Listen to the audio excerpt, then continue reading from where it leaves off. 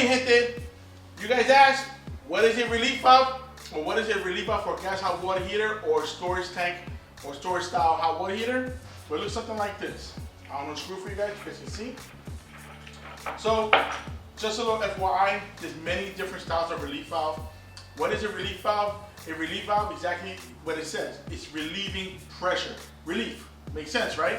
So a relief valve is relieving pressure because when you heat up water in a closed loop or a closed system, hot water expands. So you need something to relieve the pressure if it exceeds past a certain limit because it's a safety item, it's a safety feature.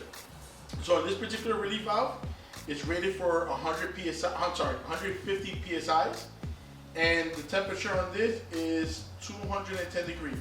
So again, depending on the hot water heater, you have different style relief valves, different sizes, but in this particular case, which you're mostly seeing in residential homes, it looks something like this.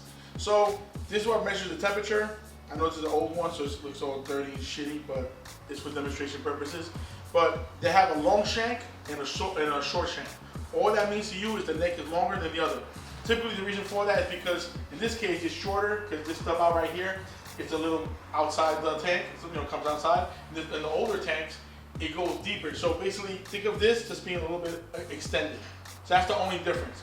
But the main focus on the relief valve, or I should say, the way it works is just temperature and also on pressure. So if the pressure exceeds over 150 psi, it's going to relieve pressure.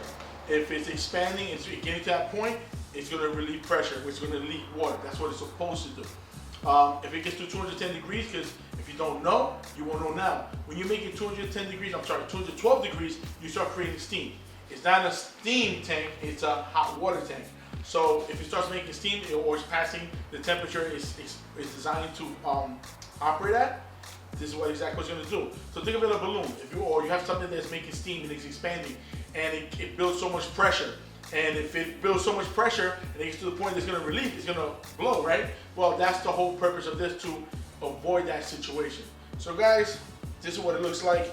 Just, again, if you're ever going to change a relief valve for a hot water heater, this is what you want to look for. Because they do have one that is shorter, but there's no pin sticking out. Typically, those type of relief valves that they're missing the pin is usually on a hot water boiler, either steam or hot water. So it's the same thing. The difference is one is 30 psi's and the other one is 15 psi's. In this case, it's 150 psi's.